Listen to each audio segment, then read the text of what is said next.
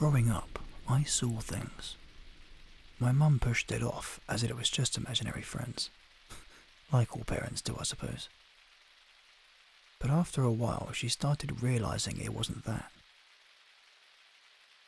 I had just turned 9, and I had an agonizing fear of things following me and seeing things everywhere. My mother started taking me to church, but sadly that didn't help. After a while, I stopped talking to her about it. I just didn't want to bother her about it anymore. I grew in agony as these things kept bugging me. Fast forward 4 years, when one day a new one appeared. A lady with long black hair, dressed in white, skinny.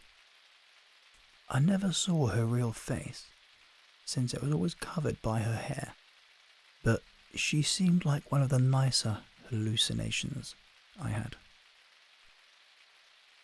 The lady just sort of followed me in both the waking and the dream world. In my dreams, I'd forget what we'd do, but I knew she was there. After a while, I started calling her Amnesia. That's just how I referred to her. I never really thought anything about it. Until one day, in May 2016. I was 15 then.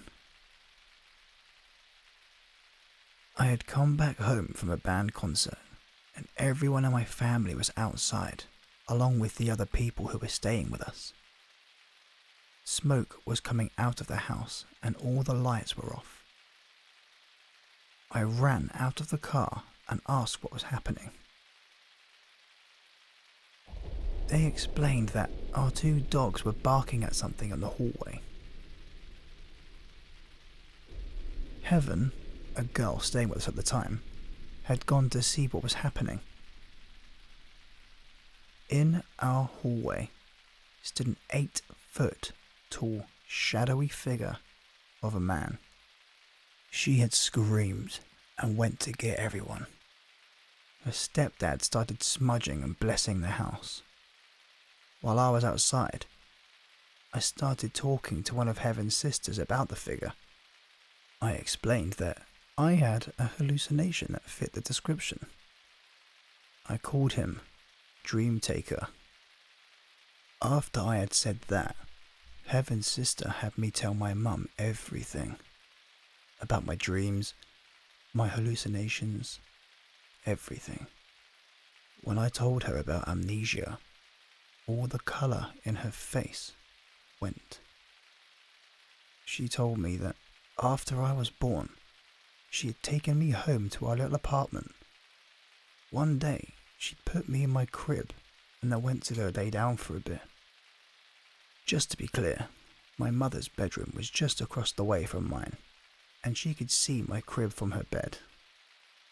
She had fallen asleep for a while, when she was suddenly awoken to what sounded like someone walking in the hallway towards her room. Her blood ran cold.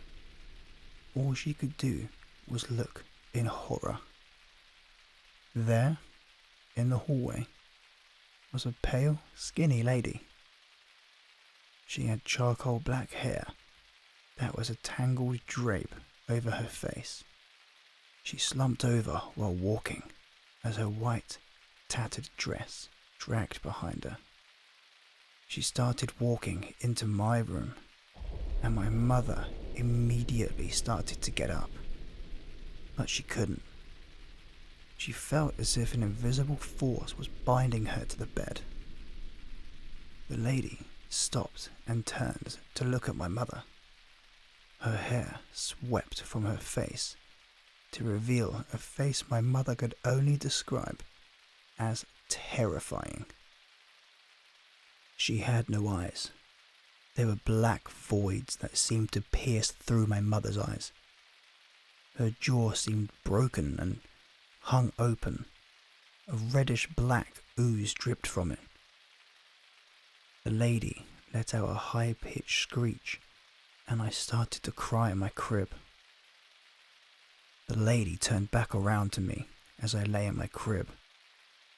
My mother struggled as she listened to my screaming. Then I stopped. Everything was silent. Thoughts ran through her mind. She couldn't think right. After a while, she could finally get up. She ran into my room to check on me. I was sound asleep, like nothing had happened. She grabbed a bat and searched the apartment to find absolutely nothing. Everything was the same as it was. She grabbed our phone and called our neighbor. "Hey, did you hear my baby cry? She was just crying a little bit ago."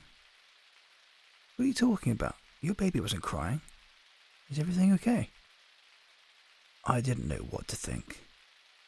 Was this lady a blessing or a curse?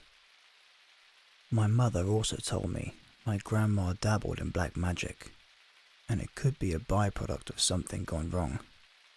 But honestly, who knows? And to tell you the truth, I don't know how I feel about it myself.